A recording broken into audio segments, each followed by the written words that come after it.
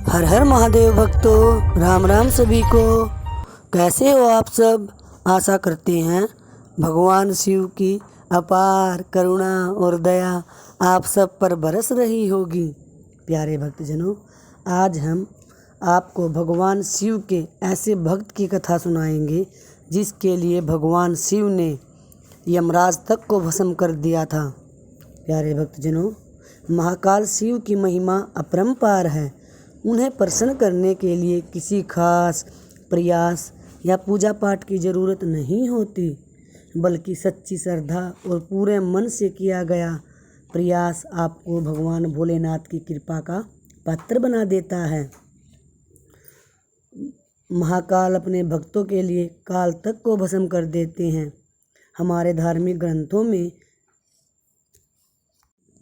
भक्त के प्रति भगवान महाकाल की अगाध आस्था की जिस कहानी का हम जिक्र कर रहे हैं, वह स्वयं भगवान कार्तिकेय ने संतों को सुनाई थी। इसके अनुसार राजा श्वेतकेतु, जो कि भोलेनाथ के परम भक्त थे, उन्होंने काल को भी जीत लिया था। राजा श्वेतकेतु सदाचारी, सत्यवादी, धर्म के मार्ग पर चलने वाले शूरवीर और प्रजापालक थे। वह अत्यंत ही निष्ठा और प्रेम भाव से प्रजा का पालन और अगाध आस्था श्रद्धा भाव से भगवान शिव की भक्ति करते थे। उनके इस भक्ति भाव से महाकाल अत्यंत प्रसन्न थे। उनकी कृपा से श्वेतकेतु के राज्य के लोग दुख, दरिद्रता, अकाल मृत्यु और महामारी से दूर थे। एक दिन की बात है, जब राजा श्वेतकेतु का जीवन काल समाप्त होने को था और वह भोलेनाथ की आराधना में लीन थे, तब चित्रगुप्त ने यमराज से कहा कि राजा श्वेतकेतु की आयु अब पूरी हो चुकी है, अब उनके प्राण हरने का समय है। तब यमराज ने अपने दूतों को आज्ञा दी कि वे जाएं और श्वेतकेतु के प्राण हर लाएं। यमदूत राजा श्वेतकेतु के पास पहुँचे तो वह शिव मंदिर में थे। दूत बाहर ही खड़े हो गए। श्वेतकेतु गहरे ध्यान में थे। बहुत देर हो गई, न श्वेतकेतु का ध्यान टूटा, न वह यम के दूत हिले। यम के दूत बिना अपना काम किए खड़े रहे। जब वे वापस नहीं पहुँचे तो यमराज ने विलम्ब होते देखा तो कालदंड संभाला और खुद चल पड़े। यमदूतों के आने में देरी होने के चलते यमराज स्वयं ही राजा श्वेतकेतु के प्राण हरने पहुँचे, लेकिन वहाँ उन्होंने देखा कि वह तो महादेव की साधना में लीन है। अब तो वह सोच में पड़ गए कि इसके प्राण कैसे हरे। उन्होंने सोचा कि यह अभी पूरी तरह शिव पूजा में डूबा है, इस स्थिति में शिव पूजा का उल्लंघन नहीं किया जा सकता। तब वह भी बाहर खड़े हो गए। उधर जैसे ही काल को इसकी सूचना मिली तो उन्होंने तलवार निकाली और शिव मंदिर में जा घुसे।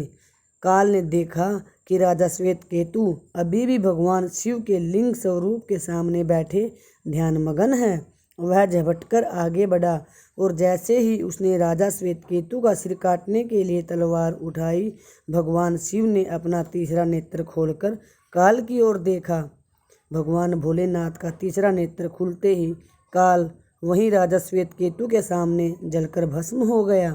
थोड़ी देर बाद जब राजा श्वेतकेतु का ध्यान टूटा, उन्होंने अपनी आंखें खोली तो राख में बदल चुके काल को देखा। उन्हें चिंता हुई कि यह कौन है और क्या है।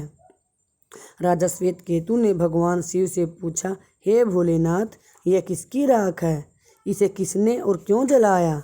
तब भगवान भोलेनाथ ने बताया कि यह काल था जो कि तुम्हारे प्राण हरने आया था। राजा श्वेतकेतु ने कहा कि हे महाकाल, यह तो आपकी ही आज्ञा से तीनों लोकों में विचरता है, लोगों को नियंत्रण में रखता है। इसी के भय से तो लोग पुण्य कार्य करते हैं। आप इन्हें अति शीघ्र जीवन दान दे दें। भगवान शिव जी की कृपा से काल जी उठा और उसने उठते ही श्वेतकेतु को अपने गले से लगाकर बोला, राजा, तुम धन्य हो, तुम्हारे जैसा तीनों लोकों में कोई नहीं है। तुमने तो अजय काल को भी जीत लिया। जीवन दान पाकर काल और यमराज ने कहा कि ऐसे जातक जो भगवान शिव के परम भक्त हैं, सच्चे मन और पूरी श्रद्धा से महाकाल की पूजा में लीन रहते हैं। सिर पर जटा, गले में रुद्राक्ष पहनते हैं, विभूति का त्रिपुंड ललाट पर लगाते और पंचाक्षर मंत्र का जप करते हैं। उन्हें कभी भी अकाल मृत्यु का ग्रास नहीं बनना पड़ेगा। कथा के अनुसार इस आशीर्वाद के बाद श्वेतकेतु ने लंबे समय तक राज किया और फिर महाकाल की कृपा पाकर उनमें विलीन हो गए।